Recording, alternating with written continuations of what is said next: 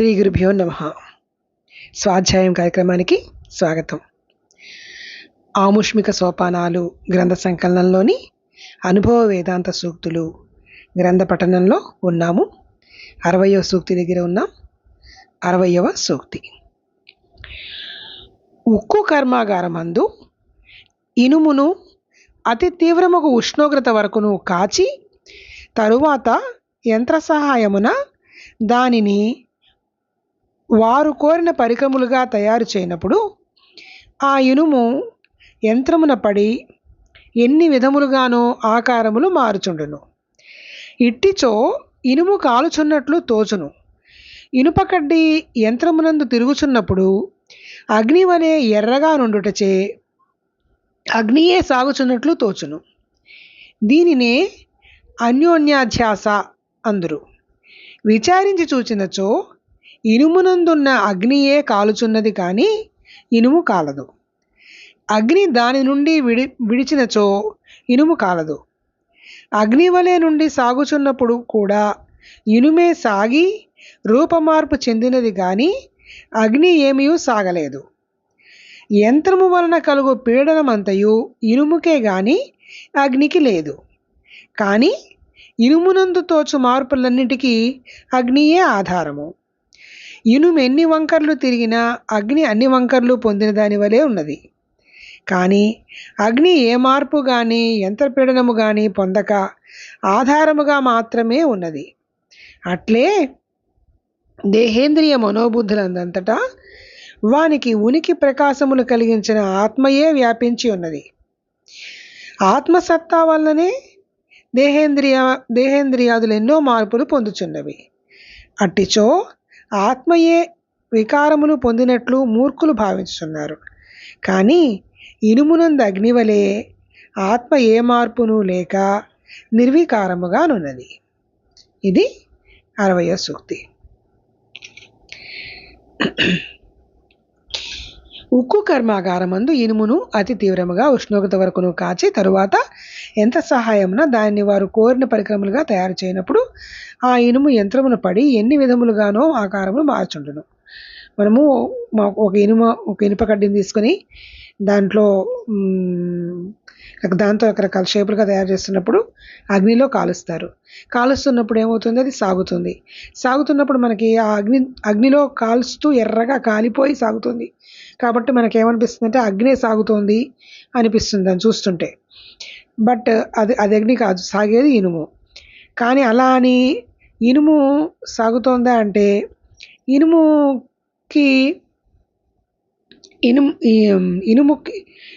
నుంచి అగ్నిని తీసేసామనుకోండి, ఇనుము నుంచి అగ్నిని తీసేస్తే అప్పుడు ఇనుము కూడా సాగదు. ఇనుములో కూడా ఏ మార్పు రాదు. అలా అని అగ్ని సాగుతోందా అంటే అగ్ని కాదు, సాగుతోంది ఇనుమే. అలా ఇనుమే సాగి రూపమార్పు చెందినది కానీ అగ్ని ఏమీ సాగలేదు. యంత్రం వలన ఇనుముకి రకరకాల పీడనం వచ్చి ప్రెషర్ వచ్చి దానివల్ల ఆ ఇనుములో రకరకాల మార్పులు రకరకాల షేపుల్లో అది వంగుతుంది. ఈ వంగడానికి కారణం ఏంటి? అగ్ని వలన హీట్ ఎక్కింది కాబట్టి అది వంగుతుంది. ఇనుము ఎన్ని వంకర్లు తిరిగినా అగ్ని అన్ని వంకర్లు పొందిన దాని వల్లే ఉంటుంది. అగ్ని కూడా అన్ని వంకర్లు తిరిగిన దానిలాగా కనిపిస్తుంది కానీ అది తిరగదు, అగ్నిగా తిరుగుతోంది. అగ్ని ఏ మార్పు కానీ యంత్రపీడనం కానీ పొందక ఆధారముగా మాత్రమే ఉన్నది.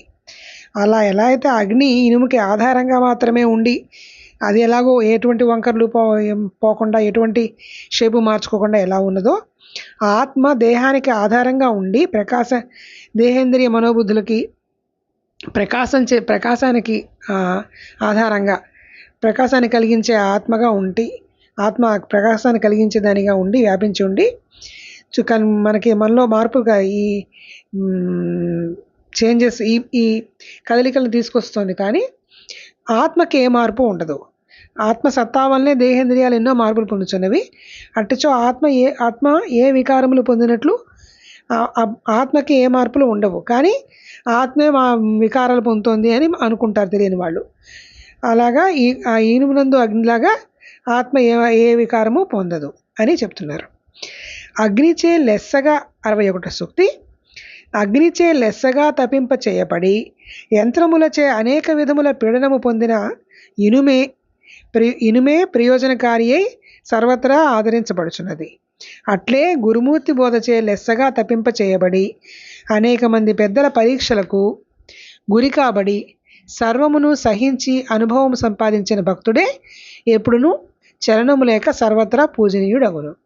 ఎలా అయితే అగ్నికి బాగా కాల్చబడి మంచి షేప్లోకి మార్చబడిన ఇనుము ఎప్పుడైతే ఎలా అయితే ఉపయోగకారిగా తయారవుతుందో అలాగా గురుమూర్తి చేత బాగా తప్పింప చేయబడి అనేక మంది పెద్దల పరీక్షల చేత పరీక్షలకి గురి కాబడిన ప్రాణి అటువంటి భక్తుడు ఎల్లప్పుడూ చలనం లేక సర్వత్రా పూజనీయుడిగా ఉంటాడు.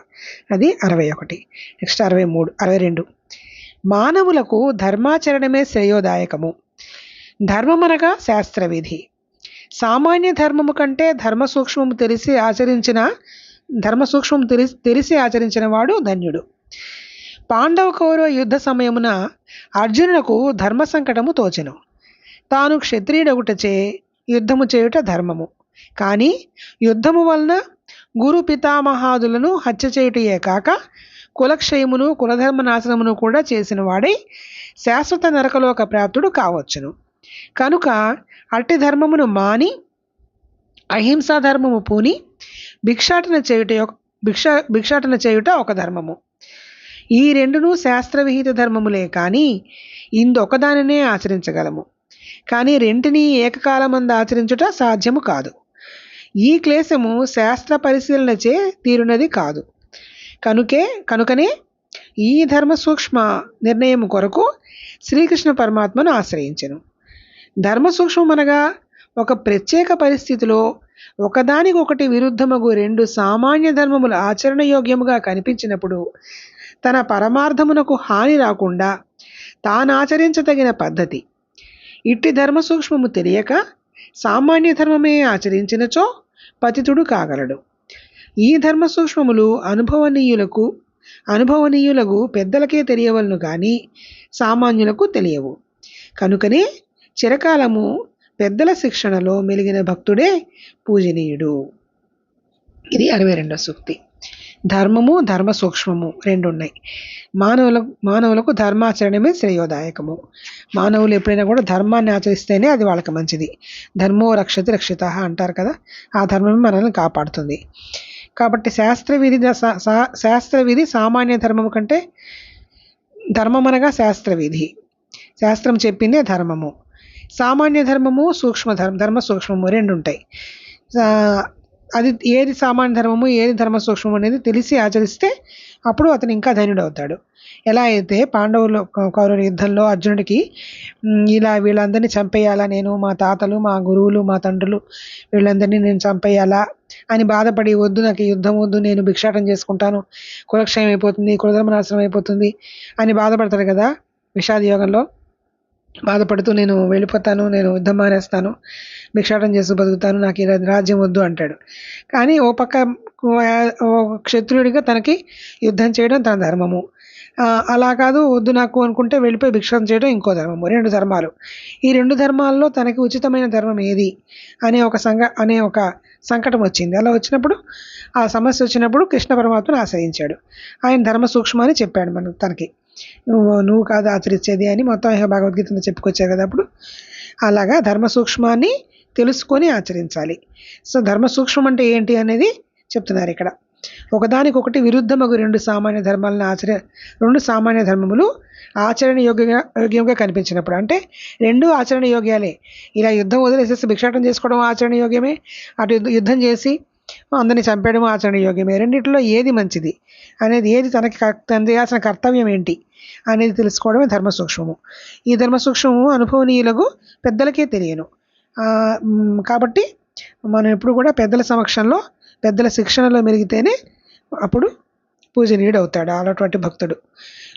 అలాగా గురువు చేత అగ్నిలో కాల్చబడిన ఇనుములాగా గురువు చేత మంచి శిక్షణ పొందబడిన భక్తుడు, పెద్దల చేత పరీక్షలు పొందబడిన భక్తుడు, అలాగే ధర్మ సూక్ష్మాన్ని పెద్దల చేత తెలుసుకున్న భక్తుడు వాళ్ళే యోగ్యులు అవుతారు. మహనీయులు అవుతారు అనేది చెప్తున్నారు. స్వస్తి. తర్వాత మిగిలిన రేపు చదువుకుందాం. శ్రీ గురుభ్యో నమః.